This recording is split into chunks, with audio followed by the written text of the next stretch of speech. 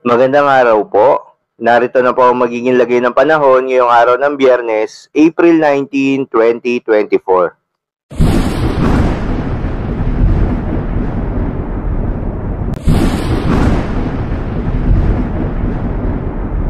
Sa kasalukuyan na tayo sa pag-asa, patuloy pa rin nag-e-extend itong ridge ng high pressure area at nakakaapekto sa eastern section ng Luzon, kaya asahan ng mababang tsansa ng mga kaulapan.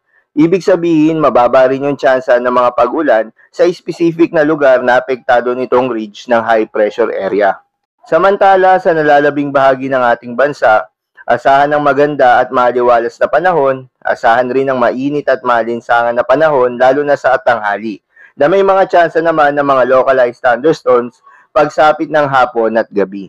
Magandang balita naman dahil ayon sa pag-asa ay wala nang binabantayan na low pressure area o maging bagyo sa loob at labas ng ating Philippine Area of Responsibility na maaaring makaapekto sa ating bansa. Para naman sa lagay ng panahon ngayong araw ng Biyernes dito sa Luzon, asahan sa Metro Manila at buong Luzon ang mainit at maalinsangan na panahon na may mga tsansa ng mga localized thunderstorms. At dahil nga sa matinding init ng panahon na posibleng maranasan, payo ng pag-asa na huwag kalimutan na magdala ng tubig o payong na pananggalang sa matinding sikat ng araw. Para naman sa Visayas at Mindanao, asahan ng maliwalas na panahon lalo na sa umaga hanggang sa tanghali. Pero sa hapon at gabi, asahan naman yung pulupulong mga pag-ulan o pagkidlat pagkulog lalo na sa southern portion ng Mindanao. Kaya naman huwag kalimutan rin na magdala ng payong o anumang pananggalang sa ulan dahil mataas yung tsansa ng mga pag-ulan pagsapit ng hapon at gabi. Para naman sa lagay ng mga dagat baybayin, ayon sa pag-asa ay wala namang nakataas na gale warning sa anumang seaboards ng ating bansa.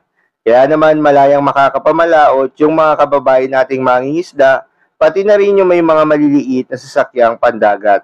Iba yung pag-iingat pa rin sa mga kababayan nating maglalayag dahil kung meron tayong offshore thunderstorms activity, ito yung mga pag-ulan sa ating mga dagat baybayin. Asahan natin ang posibleng paglakas ng hangin at kaakibat nito ang posibleng pagtaas ng mga alon. So yun lamang po para sa lagay ng panahon ngayong araw ng Biyernes. Keep safe everyone.